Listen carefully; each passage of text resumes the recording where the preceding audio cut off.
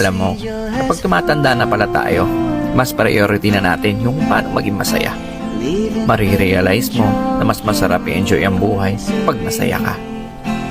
Di mo kailangan makipagtalo sa mga taong walang bilib sa'yo as long as nag-enjoy ka naman sa ginagawa mo. Maiksi lang ang buhay natin, hindi natin kailangan makipag-argumento. Positive people will always choose happiness. Kaya kung saan ka masaya, tuloy mo lang. Enjoy lang natin ang ating buhay kung saan tayo nagiging masaya.